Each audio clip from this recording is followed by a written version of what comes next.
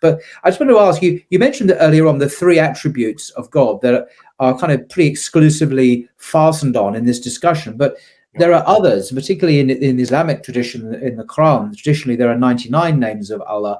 So what other attributes are there of God that Muslims then can focus on or relate or understand in a Muslim response to the argument of evil and suffering as presented by these atheists?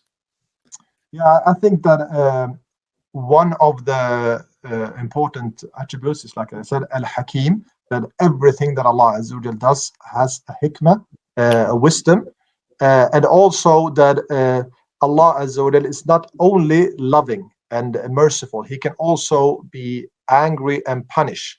So some of the things that we can see can really be punishment from Allah, and it can also Allah Azza wa Jal is a latif. So something can happen today and we might not understand the real reason, and then after a long while Allah Azza wa Jal will take in front of us different kind of wisdoms and so on. So does that mean the subtle in English, or? Yeah, it has more than one meaning. You explain what one of the things is that Allah Azza wa Jal is kind to His slaves, and also that Allah Azza wa Jal can take out things after a while. It's quite hard to explain now, but it's one of the things. Like if you look at the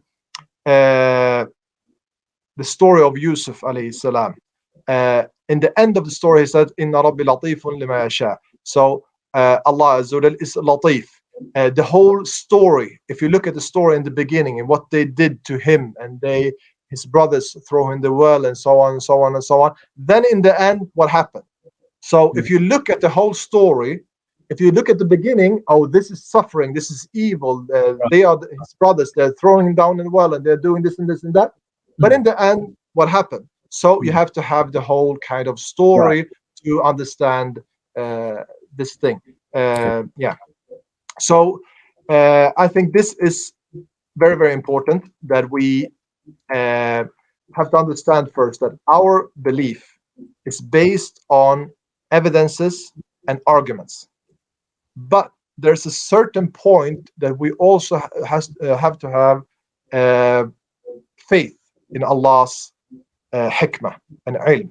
So we can say, no, we don't have blind faith in God. No, our faith is based on evidences and arguments, like I mentioned, the argument of creation, argument of five tuning, and so on. And we can understand from these arguments too that God have knowledge and wisdom and so power and so on. But then when we understand this thing, some things we have to stop. We can say, okay, I don't really know about the wisdom here. I don't know why this person is suffering, why this child, this specific child is suffering. But I believe in God that He has a wisdom behind that. And I think that we have theodicies, we can mention different reasons, and we can understand some things. But I think if we go into the micro level to try to understand everything, I think this is a trap. It's to try to understand every single wisdom behind every single thing. It's like if someone is asking Muslims, okay, why are you praying Dhuhr 4 raka'at and you're not praying 5 raka'at? Okay, the wisdom behind that is okay, but why do you pray Maghrib 3 raka'at? You're going into a trap. You should say, no, I believe in Allah, I believe in the wisdom of Allah, I believe in the knowledge of Allah, and I know that there are some wisdoms, but I'm not quite sure maybe about this certain thing. And I don't think that a Muslim should be shy about saying this. No. But what you're advocating is humility, actually. It's a humbleness before the unknown, what we don't know, but it is known to one who is all wise and so on. So you're advocating humility, which is a great virtue as well. Just generally, we don't have to know everything. We're not God. God knows everything, and a Muslim submits to God. But I have to just quote one of the most striking verses in the Quran, second surah, verse 155. You who believe, seek help through steadfastness and prayer, for God is with the steadfast. Do not say that those who are killed in God's cause are dead.